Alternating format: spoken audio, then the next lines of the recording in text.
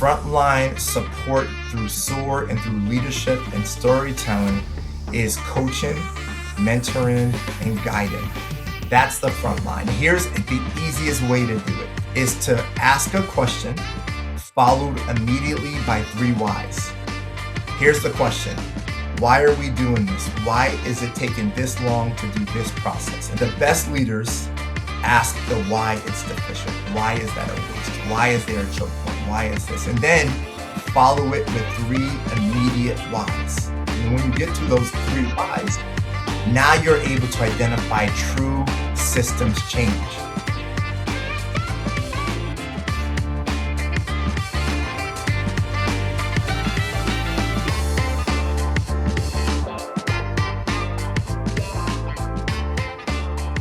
Hello, and welcome to the Lean Solutions Podcast. My name is Shayne, and I'm joined by my fantastic co-host, Catherine. Thank you so much for joining us, Catherine. I am glad to see you. I'm glad to see you too. I always love your introductions make me feel so good. So thank you for that.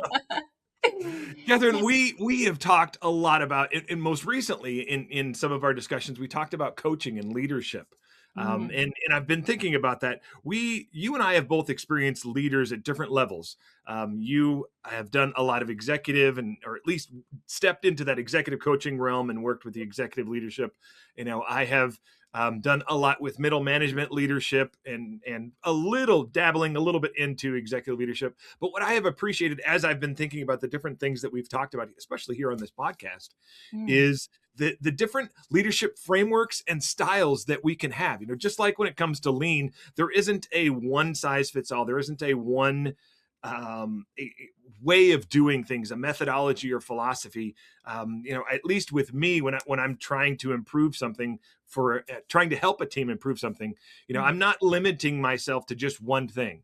I could grab a little bit of theory of constraints and talk about, the bigger system and system thinking, or it could just be about lean and we talk about Kaizen or Gemba or Lean Six Sigma, and we talk about how to pull in data and analyze data and those kind of things. But what I love about where we are right now in just kind of the realm of lean and leadership is there are so many different ways to approach, because it has to be situational. It's going to have to be what's going to land best with the people we're working with. And then we tweak it a little bit toward whatever their needs are. Correct? I mean, am I off my rocker with this? No, you're right. And I think we're always looking for more information to help inform and shape our work. So you're right. There's no one model, but when we come across models, I nearly always get something from every model that I study. So you're right. Yeah, I love that. And what I'm excited about today, we have a guest that I am just getting to know and have been doing just a little bit of internet stalking, trying to understand kind of what their model and framework that is. And it was, when I saw it, it was like, oh, I love where this is going. So I'm very excited about this. Catherine, could you introduce our guest while I bring him to the stage? I will indeed. So our guest today is Jonathan Pride. Now, Jonathan, who is Jonathan? He is a transformational leadership strategist, a US Army veteran, and the creator of the SOAR mindset, a framework which we are going to talk about today. And it's very practical. It's built on storytelling, ownership, abundance, and resilience. They're the 4 pillars that we are going to be talking about, or namely Jonathan is going to be talking about. And just a little bit more on Jonathan. So what does he do? He helps leaders move from compliance-driven management to purpose-driven performance. Okay, so take that in. Okay. Jonathan uses his experience from loads of different sectors: military, corporate, nonprofit environments, to translate complex ideas into actionable sprints and micro habits. I love that. And that is actually far more difficult than most people realize. So I can't wait to hear how you do that, Jonathan. And finally, Jonathan equips leaders to rise under pressure, communicate with confidence, and build resilient teams. Jonathan, this sounds amazing. Welcome to the show. Thank you. Thanks for having me. I'm so excited to be here and sharing a little bit about who I am and what we're building. Great That's stuff. Really well, cool. Shayne and I are going to try and stop talking and let you talk now in a second. But I'm really interested in the type of work you do? Just because you've worked across so many different environments, the type of work you do is so interesting. How do you explain what you do, the kind of leadership work you do, when somebody asks you, so Jonathan, what do you do? Yeah, it's such a great question, Catherine. And one, again, I'm honored to be here. I'm a hands talker, so I'm giving a public disclaimer. When You I do. talk Love with it. the hands, it means that I'm highly engaged. And so, what do I do when people ask me that question? It's such a good question because I tell you what I don't do. I don't start with my labels and my credentials, and I have some, like a lot of us do. But I feel like when I start with the what I am, I lose the audience. And I feel like in leadership, that is one of the biggest challenges leaders face is if we are not somehow qualified enough to have a perspective or a point of view, we lose credibility. And why is that the case? And so how do I introduce myself? I try to lean into this label-less leadership mentality where I am a father, I am a son, I am a brother, I am a human, I am a community member. I care holistically about the betterment of others around me. And as a leader, I introduce myself as a person who is inquisitive and want to hear the stories of the people I am speaking with. And so when I introduce myself, Catherine, I introduce myself as a storyteller. I am a person with a lived experience and a worldview that wants to understand why things are the way they are, why people are the way they are, and how can I, as a leader, bring value to whatever conversations we're having. I love that. I love that. So I want to, because I and that was one of the things, Jonathan, that caught my attention first off. Like I read about, just that the title of SOAR when we were preparing for this podcast. But when I got onto your website and I went a little bit deeper, that first thing about storytelling, just like, oh yes, I Yeah. love where we're going. So can you tell us just a little bit about, this SOAR mindset and what led you to create it? Like what's Yeah. behind this? Yeah, Shayne, thanks for the question. And I'm a storyteller, so disclaimer to all of your listeners. I'm going to share a brief story because the way the SOAR mindset was born happened when I was in the military. I was a military officer. I served as a human intelligence leader. So a lot of what I do is on the human side, understanding people and systems and kind of cultures. And so I took a liking to that very early in my career. So I was 24, 25. I had just gotten back from a combat deployment to Iraq. And I had an opportunity to interview to be a general's aide, which in the military is the equivalent of like a chief of staff. It's a very prestigious role. And in my mind at the time, I wasn't qualified for it. I felt like, I got this opportunity, but it wasn't mine to win, right? And this is where SOAR was born. Because the way the general interviewed for this role, he had me and other 2 or 3 other officers who were competing for the role show up to his house, and there was a big social event, and all of these senior level commanders and officers were there. And the only task, Shayne, he gave us was to just exist in time and space in this networking event for an hour. And at the hour mark, we would get kicked out and we would leave. And so Okay. imagine that for an interview, right? No Right. questions, no nothing. Like, So what am I doing? Like, yeah, like what do I do? I knew what to wear. That was about it, right? I wore my best dress uniform. And so I show up to the guy's house, and me and the other 2 or 3 officers were awkwardly mingling with people who we know they're there to evaluate us. And I defaulted, Shayne, to my natural habits of okay. labels leadership. And in that mind, I walked around the room. I just connected with people as leaders, as people, as humans, as other people with lived and shared experiences. And I just networked and I met other people. I drew lines and I built bridges and I created synergies and I found openings and I got the job, right? And I didn't get it because I was overly prepared. I got it because I was authentic. I got it because I was human. I got it because I was me, right? And so from that experience, I've been playing with this idea of SOAR. How do we soar as leaders? And the first pillar in SOAR is storytelling. What story do you have to share? And you have one. And then how do you own the story, which is ownership? Not just the story itself, but how do you own the journey that got you to the story? And then abundance, right? We all aren't billionaires and millionaires living on Mars, I think is the next goal. I follow the Artemis mission closely, right? Like we all have abundance, we all have things, but we know that we're not really where we need to be yet, but we still have enough, right? And so how can we lean into an abundance mindset? And then resilience and SOAR is the anchor. Life can be really hard sometimes, and life can be challenging, and life can just knock us down sometimes. But resilience isn't a passive movement.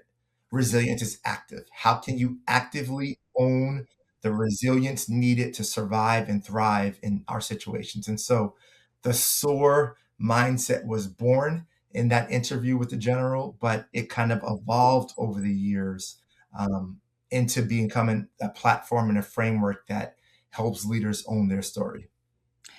So, Jonathan, okay. So these are your 4 pillars. You have storytelling, ownership, abundance, and resilience. Okay. What about all the other stuff that leadership requires? Why did you pick? Well, when I'm not joking. When we talk about leadership, you've got 100 million different competencies That's right. linked to leadership. So how did you settle on these 4 and cut out everything else? It's such an interesting point because you know what, Catherine, I've been in several of those million trainings that are out there and a lot of really strong frameworks. And SOAR is not a replacement to anything else. It's an addition to. I think what SOAR does that very few other organizations and other frameworks have done, in my experience and my very limited opinion, is we've taken leadership and we've brought it down from theory and concept to practical and applicable, right? SOAR isn't about studying and rehearsing. SOAR is about living and owning. SOAR is about not creating solutions, but creating problem solvers who can look for solutions, right? So it is the groundswell. Leaders are appointed and leaders are sometimes assigned roles and positions by title. Where SOAR is most applicable is what happens after the title. The best leaders I've encountered and experienced in my life aren't the ones who give you the answer. They're ones that train you to think of the answer. And then you replicate it. And then you teach another. And then you teach another. And that is why SOAR is a framework that I am leaning into, is because it's practical, it's applicable, and it's real time today. I hope your audience members can grab 1 or 2 things that after this call and after this meeting and after this podcast, they're saying, hey, I'm doing that tomorrow, right? I'm doing that in my next meeting. I think that's where a lot of these leadership frameworks maybe draw the line, is concept theory, where I close the gap and close the distance, is practicality, functionality, and real time. Okay, Monday so morning. I'm going to follow that up with one quick question, Shayne, before you jump in there. Just, okay, I totally get it, and I totally see how this is maybe more of a modern leadership take as That's right. well, because storytelling is something that has only come to the fore in leadership in, I would say, recent years. It's not a traditional competency linked Right. to leadership. So I think that alone makes it more modern in my view, but also some of the other things you've popped in there. So are you saying, Jonathan, all of these abilities, leadership kind of, I suppose, abilities, anybody can develop them? Absolutely. Anybody and everyone. And I would even venture to say, Catherine, that everyone already does it. They just don't know it. Storytelling, right, is the oldest form of education. Before technology, before the Industrial Revolution, we told stories around the fire, right? Like that's how information was exchanged. If you look back at the beginning of time, storytelling was what got information across. It told news, it told updates, it told opportunities, all through storytelling. So we do this already. What I am saying is that storytelling today is an active leadership practice. Interesting. So let's talk about then let's get into what does it look like, ground floor here. What does developing people actually look like on the front lines? That's As right. in regards to what you're talking about with the SOAR mindset and whatnot. Give us some examples of what that might look like, please. Yeah, great question, Shayne. So what does leadership and storytelling and SOAR look like on the front lines? Well, I'll tell you again what it doesn't look like. It's not about process improvement through tweaking and tailoring systems. Okay. Frontline support through SOAR and through leadership and storytelling is coaching, mentoring, and guiding, right? The best leaders on the front line are not ones who lean into technical requirements and technical systems. They are leaders who lean into coaching, developing, and training a workforce that is empowered, big word, empowered to think for themselves and see the solutions, not in the systems, but in themselves and in their teammates. That's the front line. Here's the easiest way to do it. The easiest way I train leaders on the front line to look at SOAR as an active process is to ask a question followed immediately by 3 whys. Here's the question. Why are we doing this? Why is it taking this long to do this process? And we'll put it in lean mentality, right? Because I earned my Six Sigma black belt back in 2016. And one of the first things I did was identify wastes. So on the front line, when we identify waste, it's easy for a leader to look at this entire process from start to stop and identify wastes, choke points, identify defects, identify areas where it's not efficient. The best leaders ask the why it's deficient. Why is that a waste? Why is there a choke point? Why is this? And then follow it with 3 immediate whys. And when we do that, we identify not just the cause and effect, but we're identifying the systems that led to the cause and effect. We're identifying the people that led to the systems. That's the why, the cause and effect. And then it just goes and it goes and it goes. And then when you get to those 3 whys, now you're able to identify true systems change, because it's not just the defect, it's what led to the defect. So that is a leadership principle followed by 3 whys that can be applied today, tomorrow, right now. So tell me, flesh out for me, just to make sure that I understand it. I want to see how is that, like, I appreciate what you're saying, but give me some specifics on how that is developing the people around me. Great question. So here, I'm gonna give you a real world example. So a previous role when I got my Six Sigma, I was a branch manager for a storage leasing company in Virginia. And I was tasked with helping solve a real business problem of a system called off rent not picked up. So what that means in storage equipment is when this equipment, heavy equipment is deployed to customers, it's on rent. When the on rent is done and that equipment's ready to get picked up, we had a standard of 5 days to pick up that equipment because it is no longer making us money, right? In my branch, our off rent not picked up time was about 9 days. And my teammates were, it is what it is. It's a defect, but we've got to pick it up when we get to it, right? So here's how asking the 3 whys, creating this, making a problem statement, asking a question followed by 3 whys solves in real world examples. So with my lean mentality, leaning into the people and coaching development, I ask, why does it take us 9 days to pick up this equipment? Well, as far the distance, the traffic, the this, the that, the reasons. Well, why? Why are we allowing traffic, for example, to be the first barrier? Well, I don't start early enough in my day to get it. Okay, why don't we start early enough in our day to get it? Okay, well, I've got to come do my pre-checks, do this, do that, do this, do that. Okay, what if we did those checks, or why don't we do those checks the night before? Would that then speed up the process? Okay, so now I've got to the 3rd why. Now I employ and empower that teammate. Okay, so teammate, if I gave you a blank slate to do this system however you need it to get done to ensure we brought down this off rent not picked up from 9 days to 5, what would you do? Well, I would start this, I would start that, I would start this, I would start that. Okay, we'll do it. And then let's talk about how it went. So then we do it. The next day, we do a real coaching. We sit down, we coach it, we talk about every step in the process, and then we identify new goals. We identify new choke points. We identify new opportunities, new defects, new barriers.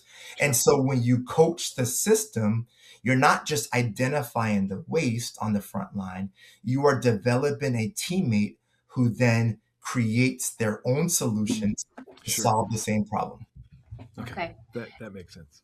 So yeah, so I'm what I'm trying to do in my brain is link SOAR, SOAR, so storytelling, ownership, abundance, and resilience into that example you just gave there. And I see it, especially when you explain that storytelling is sort of more about the conversation and the coaching and the mentoring. It's kind of a different way to look at conversations in the workplace, formal conversations through story and through breaking it down into story as opposed to maybe more technical kind of, steps. So I do see it.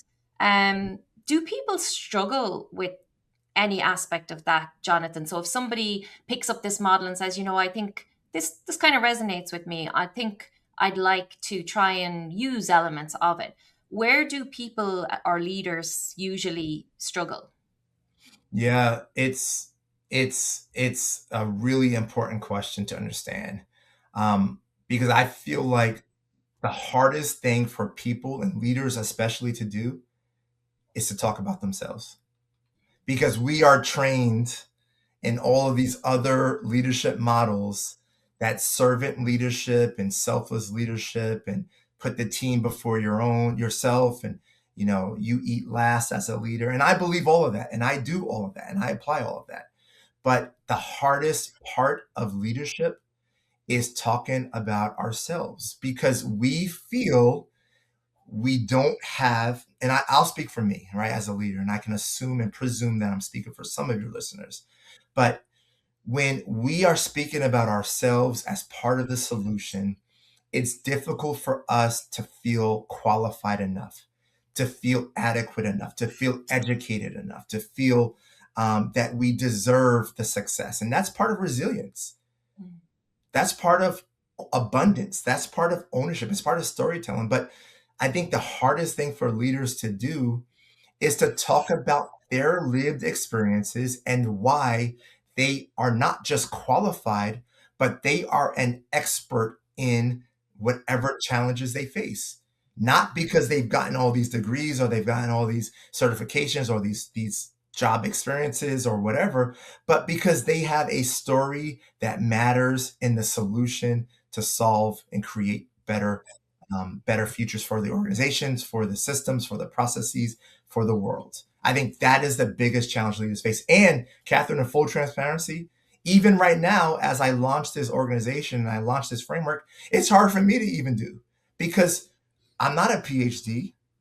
I don't have a lot of the education that supports this research-backed theory that SOAR is, but I've got a story and millions of them, and I am able to put them in a way where even if I can't substantiate the qualifications behind my worldview, I can support it with lived experience.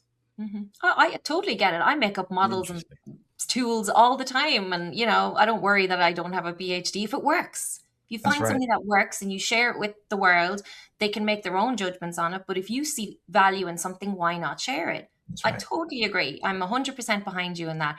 Obviously, the research-backed models are great and they help us maybe when it comes to, I think, pushing decisions through or getting things done. But that's not to say that all of us don't have something to share that's worth sharing. So I really like your approach, Jonathan. I like what you're saying about, I think it's almost the way we have to build ourselves as humans and leaders. Like, that's kind of how I see this model. It's almost like you're building it's almost like your character building part of the work of leadership. I'm trying to put words on it, but it's a very specific part of becoming a leader, your model. And it's definitely less about, as you said, servant leadership and what you do for other people. It's more about how you build yourself to be the best version of yourself you can be, to be able to lead other people. Am I on the right track?